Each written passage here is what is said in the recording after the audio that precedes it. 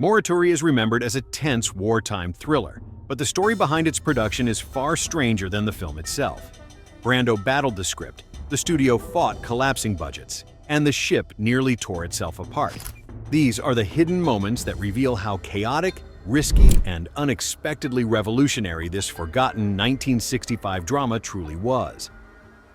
1. Brando hated the original script and asked for massive rewrites. Before cameras ever rolled, Marlon Brando took one look at the script and dismissed it as thin, theatrical, and lifeless. He told the producers that the story felt hollow, the character work felt shallow, and the dialogue carried no emotional weight. Brando made it clear that unless the entire script went through heavy rewrites, he would walk away without hesitation. Fox panicked instantly because losing Brando meant losing the only bankable name attached to the project. The studio gave in, rewrote entire sections overnight, and reshaped the film around Brando's demands because they knew they had no alternative.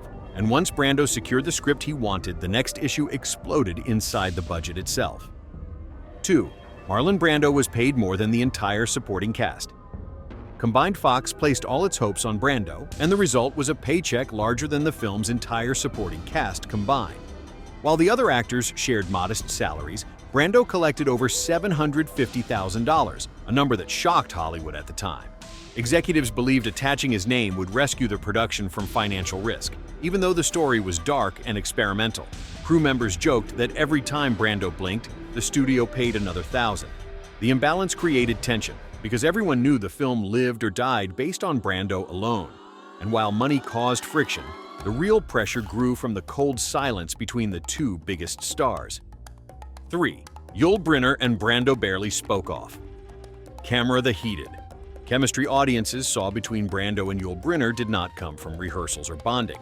It came from the fact that the two men barely spoke off camera. Crew members noticed a strange quietness whenever both actors stood in the same room.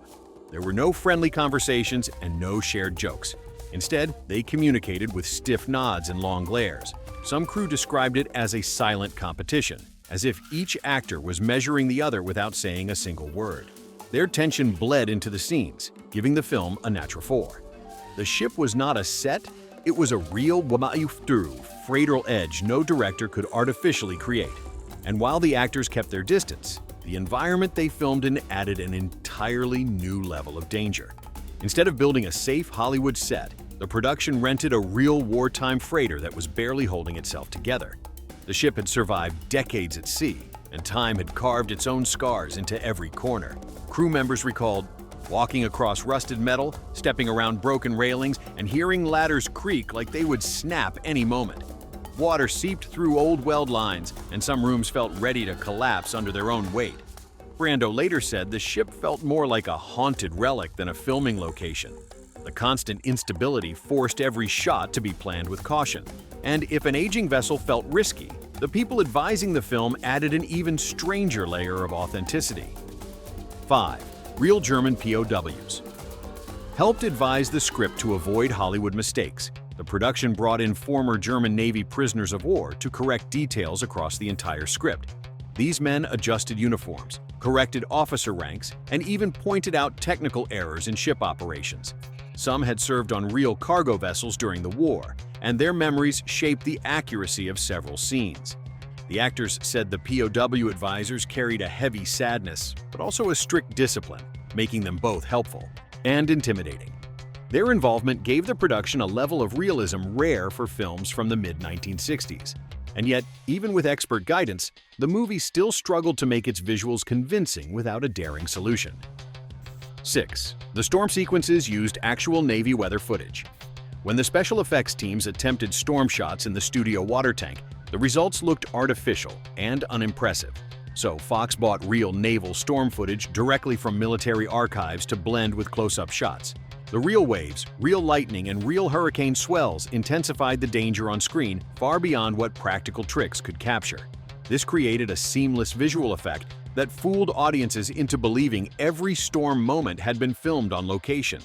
Even cinematographers admitted that the real ocean footage elevated the film's scale in ways their equipment simply could not.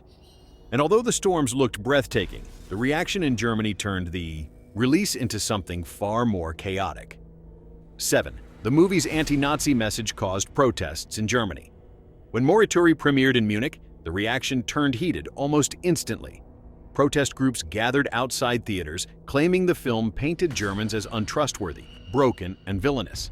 Some argued that the movie reopened wounds Germany was not ready to confront. Police had to escort audience members because shouting matches broke out near the entrance doors. A few theaters briefly considered pulling the movie to avoid further incidents. Yet the controversy only fueled curiosity, and more people bought tickets to see what had caused such a strong reaction. And the backlash marked only the beginning of the film's strange and unpredictable legacy. 8. Marlon Brando insisted on doing his own stunts. Marlon Brando believed the only way to make Morituri convincing was to put his body directly into the danger zone. He climbed the ship's masts, balanced along slick metal, railings, and filmed scenes while heavy waves slammed into the hull. Insurance agents nearly shut the production down more than once because Brando kept ignoring safety warnings and refused to let stunt doubles take over. Crew members said they held their breath every time he stepped near the edge because one wrong move meant a fall into freezing black water. Brando argued that the raw tension on his face could never come from a double, and while Brando pushed himself physically, the environment he worked in tested everyone even harder beneath the deck. 9. The engine room set reached nearly 120 degrees Fahrenheit. The freighter's engine room created brutal working conditions because the heat came from more than studio lights. Steam pumps, metal walls, and low ceilings trapped every ounce of temperature, turning the space into a suffocating furnace. Actors often staggered out of the room dripping with sweat, and several fainted mid-scene from exhaustion. Production created a rotating system, so no one spent more than 20 minutes in the room at one time. Crew placed buckets of ice water near the ladders so performers could cool their hands and faces. The intense heat gave every scene a real sense of claustrophobia, but it pushed the cast close to their physical limits. And that unbearable heat became even more dangerous once fire entered the equation. 10. A real fire broke out during the oil barrel explosion scene. During the oil barrel blast sequence, a mistimed spark ignited leftover fuel residue coating the ship's old flooring. Flames erupted faster than anyone expected, spreading between barrels and racing toward the walls. Actors were pulled out seconds before the fire expanded across the deck. Alarm bells rang as crew members grabbed extinguishers and fought to contain the blaze before it reached electrical lines. The scare forced the production to redesign its entire pyrotechnic safety plan. Brando later said the sudden flame roar felt more terrifying than anything the script had ever prepared him for. And even with fire scares unfolding on set, financial trouble created a threat just as serious behind the scenes. 11. The production hid its budget problems from the cast. Halfway through filming, Fox discovered the film had burned through most of its funding. The shoot was too large, the ship rental too expensive, and the international logistics far heavier than predicted.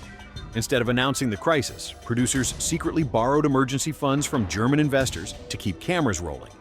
The cast continued acting without knowing that the film nearly collapsed financially every week. Crew whispered about unpaid invoices and halted deliveries because the money simply was not there. The financial juggling act created tension behind the camera, even as the film worked hard to maintain a sense of order on screen. And to conserve money while maintaining quality, the director changed the entire approach to shooting. 12. The director shot the film almost like a documentary. Bernard Wicki believed a war story should never look polished, posed, or theatrical. He carried handheld cameras across the rocking deck, used natural light spilling through the ship's metal slats, and let scenes unfold with minimal stage direction. The result looked more like a frontline documentary than a Hollywood drama. Cameras shook with the ship's movement, shadows fell unpredictably across actors' faces, and moments of silence stretched uncomfortably long. Wicki wanted viewers to feel trapped inside the freighter rather than simply watching a story about it. His gritty style influenced war filmmakers for decades, and as the camera captured raw realism, the actors themselves suffered the ship's constant motion in painful ways.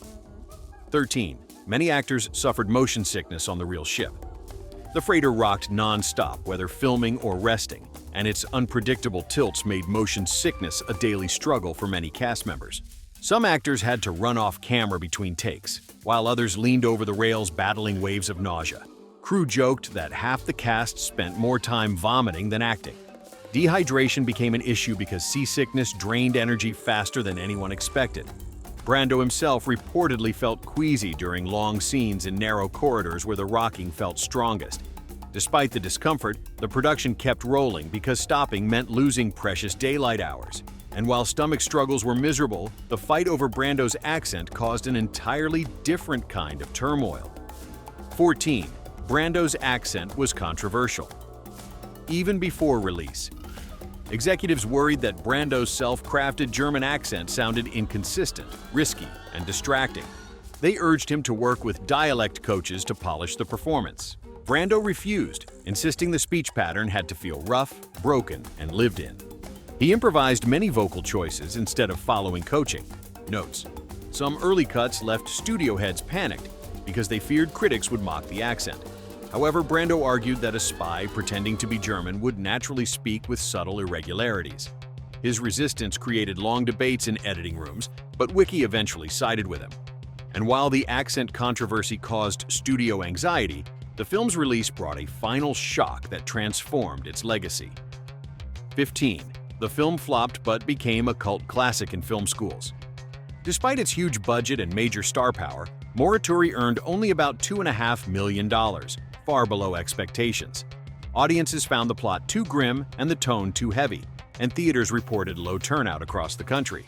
But years later, the film began resurfacing in film schools where students studied its realism, camera work, and psychological tension. Directors like Martin Scorsese and Steven Spielberg praised its authenticity and called it an underrated milestone in war cinema. The movie slowly evolved from a financial disappointment into a respected cult classic that influenced a generation of filmmakers. And knowing everything that happened behind the scenes makes its survival even more unbelievable today. Hit subscribe so you never miss these hidden Hollywood stories.